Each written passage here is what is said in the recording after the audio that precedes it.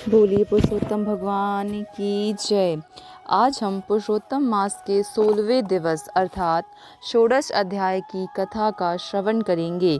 श्री नारायण जी ने कहा, हे नारद जी, भगवान की आज्ञा पाकर गरुण जी ब्राह्मण सुदेव से बोले, हे ब्राह्मण श्रेष्ठ, जैसा भगवान ने कहा मैं तुम्हें 7 जन्मों का तक पुत्र सुख तो नहीं था, किंतु अपने स्वामी भगवान नारायण की आज्ञा से मैं तुम्हें पुत्र का वर देता हूँ।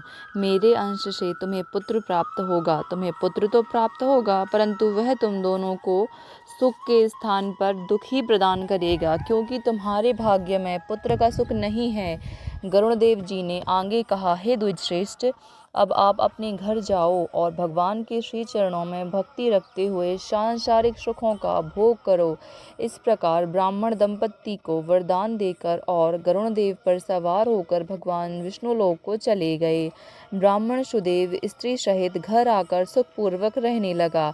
कुछ समय बाद गौतमी गर्भवती हुई और 10वें मास में उसने एक अत्यंत सुंदर पुत्र को जन्म दिया। ब्राह्मण दंपत्ति ने विद्वान ब्राह्मणों को बुलाकर बालक का नामकरण संस्कार कराया तथा ब्राह्मणों को यथेष्ट दान आदि देकर संतुष्ट एवं प्रसन्न किया। इस बालक का नाम शुकदेव रखा गया। बालक शुकदेव शुक्ल पक्ष के चंद्रमा के सदृश वृद्धि को प्राप्त होता रहा। समय पर अपने पिता ने यज्ञोपवीत कराकर गायत्री मंत्र की दीक्षा देकर शुकदेव को ब्रह्मचर्य आश्रम में प्रवेश कराया। बुद्धिमान शुकदेव ने वेदाध्ययन प्रारंभ किया और अपनी गुरु भक्ति, सेवा तथा प्रतिभा से अपने गुरु और माता पिता को परम प्रसन्न रखने लगा। एक बार ही पढ़ने में उसे सारी विद्याएं और शास्त्र याद हो जाते थे। एक दिन सुदेव ब्राह्मण के घर पर देवल ऋषि पधारे। वे करोड़ों सूर्य के समान तेजस्वी थे। सुदेव ने महर्षि देवल को दंडवत प्रणाम किया और अर्घ्य आदि से पूजा करके उत्तम आसन पर विराजमान किया। मुनि के आसन पर विराजने के उपरांत ब्रह्मचारी बालक सुखदेव ने आकर मुनि के चरणों में गिरकर प्रणाम किया। सुखदेव को देखकर देवल ऋषि बोले, हे सुदेव, तुम धन्य हो, तुम्हारा भाग्य धन्य है। श्री हरि तुम पर प्रसन्न है, इसी से इस सुंदर पुत्र को वरदान तुमको प्राप्त हुआ है। हे सुदेव, तुम्हारा यह सुपुत्र गुण सागर और अत्यंत भाग्यशाली है। यदि दोष है तो केवल एक ही है, और उस बड़े भारी दोष से इन सब लक्षणों की विद्यमानता व्यर्थ होती है। इतना कहकर सिर हिलाते हुए दीर्घ श्वास लेकर देवल ऋषि ने कहा, सुदेव, मैं इस बालक में सभी गुण और लक्षण अत्यंत महान है, परंतु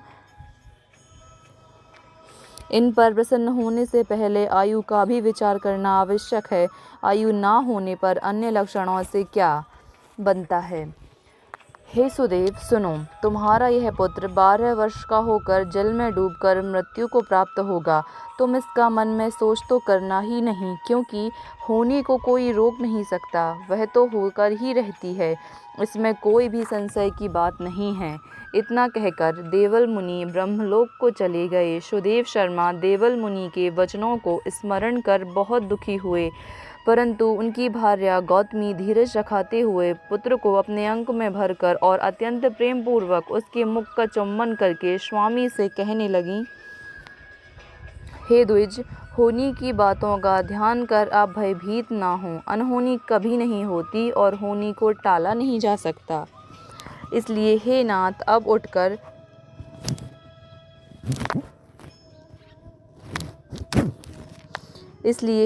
अब उठकर सनातन हरि का भजन कीजिए, जिनकी शरण में रक्षा मिलती है।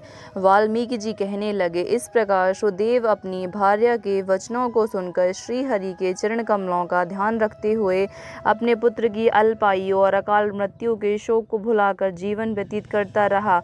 इति श्री पुरुषोत्तम मास महात्म्य षोडश अध्याय समाप्त। बोलिए कृष्णचंद्र भगवान की जय। बोलिए पुरुषोत्तम भगवान की जय। आज हमने अधिक मास में 16वें दिन की कथा का श्रवण किया। बोलिए पुरुषोत्तम भगवान की जय।